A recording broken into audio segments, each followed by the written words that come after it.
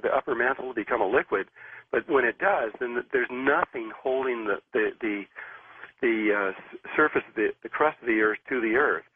Now, the tectonic plates are constantly moving, and over 13,000 years they change position slightly.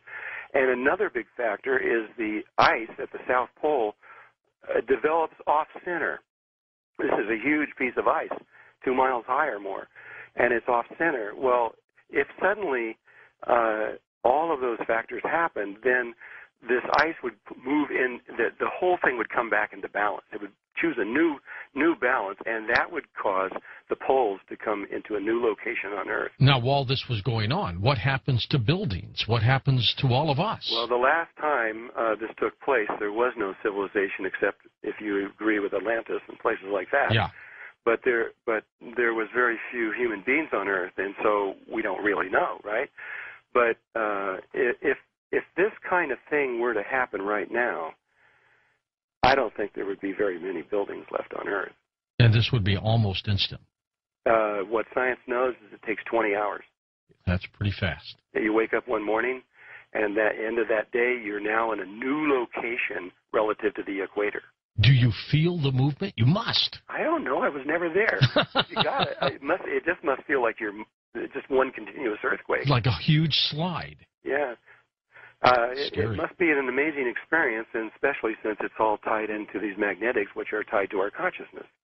Let's talk about the Mayans, because this has a lot to do with this. You have been working with them for at least, 25 years? Yeah, more. In fact, just this afternoon, I sat for a 2-hour meeting with Hunz Batzman, who's the head of the Grand Itza Mayan Council in Mexico. What are they saying about this ominous date? And is it fair to call it an ominous date? Well, they have two.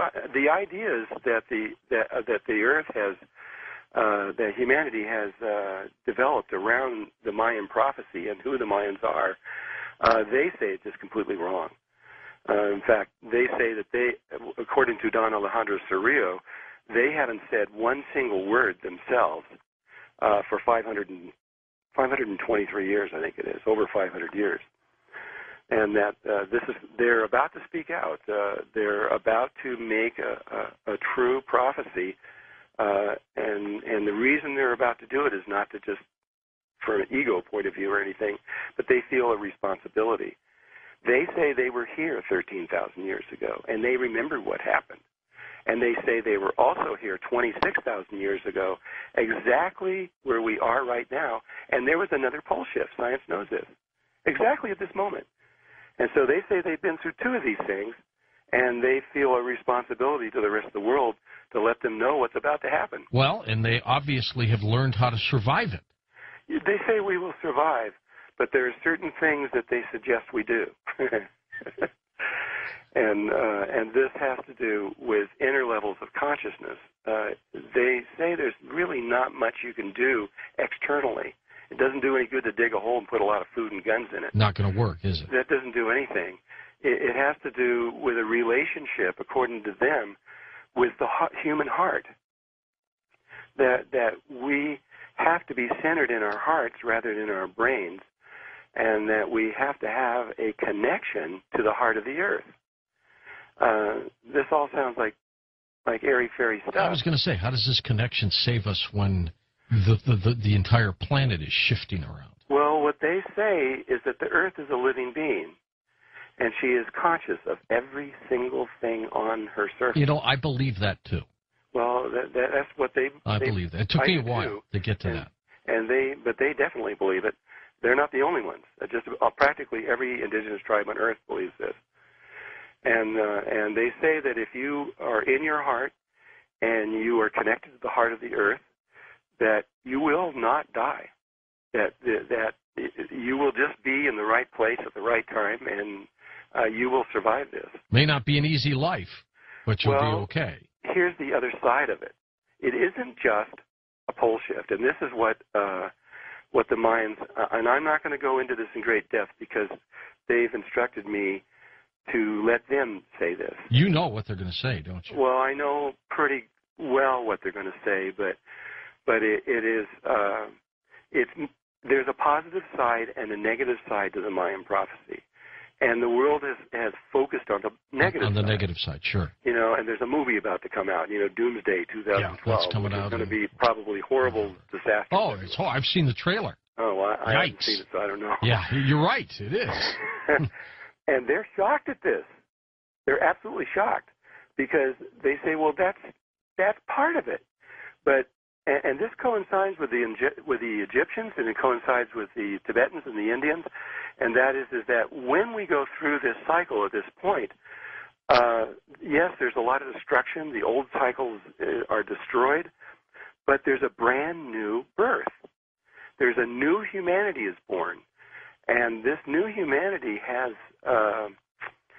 new traits, new abilities that make it so that they are able to not only survive this, but are able to live in a brand new way that right now we can't imagine.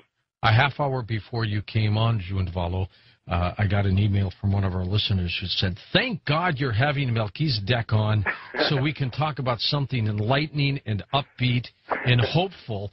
And I'm saying, well, we got to get through the doomsday part of this first, though. Yeah, I know. I mean, it is there, but for all of them, there's tribes. I spent a lot of time with different tribes. I've everywhere from South Africa to the Zulu tribe, with Credo Mutwa, to the Waitaha and the Maori and the Kogis and the Awakos, and it goes on and on all over. And they're all, they don't agree with each other on every little detail, but the big idea, the understanding of the big picture, they do. They realize that this is a time of extraordinary human development, of change. It's from their point of view, this is a time to celebrate, to be excited about. That humanity is about to move into a new level of consciousness. And they said you don't have to really do anything. It's really easy. It's really simple. Just be in your heart and stay connected to the heart of the earth, and that's it. Have you looked at some of the Hopi prophecy? Yes, I have. And What do you think? Well, their prophecy is a little different. First of all, you may not know this, but the Hopi are Mayan. I do not know that. No. And they have told me this, both the Hopi and the Mayan. I went down there with I don't want to say their names because they don't like it too much, but I was one of the historians for the Hopi tribe. Went to Guatemala to be with the Guatemalan Mayans. These are these are considered the leaders of the 440 Mayan tribes. And when we were down there and speaking with them in council, that's what was revealed there, is that the Mayans told the Hopi to leave and go to the Four Corners area because they knew at that time that at this moment where we are right now, that there is a special relationship with this area here in the Four Corners area for this time. And I don't know what that is because they wouldn't tell me.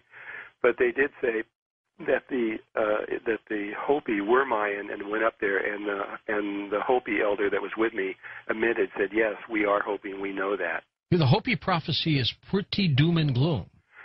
Yeah, but you haven't heard the second part of it. No. That they've only released the first part, and that's pretty much what you've heard from the Mayans too. The second part, I'll just give you a little bit about this, is that once we get to the other side, we enter into the new reality in the fourth dimension, not in the third. And in the fourth dimension, we become creators. Whatever we think and feel happens. This is what it's a whole new ballgame. And in fact, this is what throws people out of it, because if you go into that state in fear, that's what you create, and it destroys you. It throws you back out. But so the only people that do survive this, if the fourth dimension does enter into this way they say, is those that are in their heart and are connected with the heart of the earth and are loving people, and they will create loving worlds. But then they say that once we enter into that level of consciousness, that once we get to the place where we are actually creating everything as we go, this is when the ETs make their entryway to us, because then we're entering into the same level that they're on. All right, I want to talk with you about that when we come back in just a moment. Our special guest tonight on Coast to Coast AM, Drunvalo Melchizedek. He's the author of Serpent of the Light, Serpent of Light Beyond 2012. We'll be back.